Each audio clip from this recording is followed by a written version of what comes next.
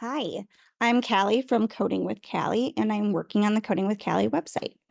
Right now, I'm writing unit tests to test all of my API services.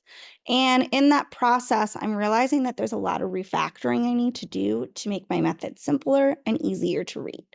So I want to show you an example of where we can use a NestJS Guard to remove some repeated logic in our methods.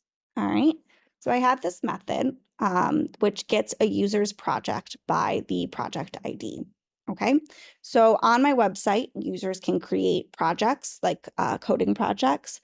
And basically, it's like a Jira or a Trello where they can kind of manage their project. You create projects and then features within those projects, user stories and tasks, and so on. That's not really important. But the important thing is that a user should only be able to get their own project. Okay. So let's take a look. Here, what I'm doing is I'm passing in this project ID and then the user ID that's requesting a project, okay? I'm going and looking to see if that project exists. I'm finding the project where the project ID is equal to that ID that we passed in, and the user ID is equal to that user ID, right?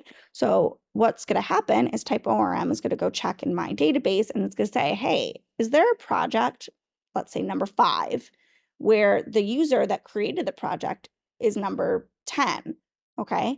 Does that project exist? If the project doesn't exist, then that means that the user does not have access to that project.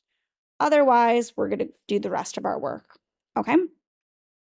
But I don't need to do this logic here because that means any time that I'm getting a project, updating a project, doing whatever, right, I would need to check if the user is allowed to use that project first. It's going to be a lot of rewritten code. What can I do instead? All right, I can use a guard. In NestJS, you can add guards to your controllers. So here is the controller. The controller is where the request comes in. So basically, this guard says, if the user who's making this request does not have project access, we're not even going to go into the auth service. We're not even going to do anything. We're just going to boot them right out. Okay? And here's the logic for that. We're saying we're getting the request, all right? And then we're getting the user ID and the project ID from that request. All right. Then we're checking whether or not the user owns that project, has access to it. Okay. How do we do that? Well, we just go and say, it's the same thing, right? But now we only need the project, that logic in one place. We're saying, find that project. Okay. If the project doesn't exist, false. They don't have project access. If it does, true. They do. All right, and then we're setting that equal to the variable has access. If has access is false, we're going to throw an unauthorized exception and say, hey, you don't have access to the project, otherwise true. If we have this unauthorized exception, we're not even going to make it into the logic. All right, so that means if we're not even making it into our logic unless we have project access, we don't need to be checking the project access within our method. So let's go ahead and refactor this a bit. Okay, we don't even need to be passing in a user ID. Okay, so we can just say where ID. All right, that simplifies our where clause quite a bit, which is nice. Then we don't need to say if not project because we already checked that the user has access to this project.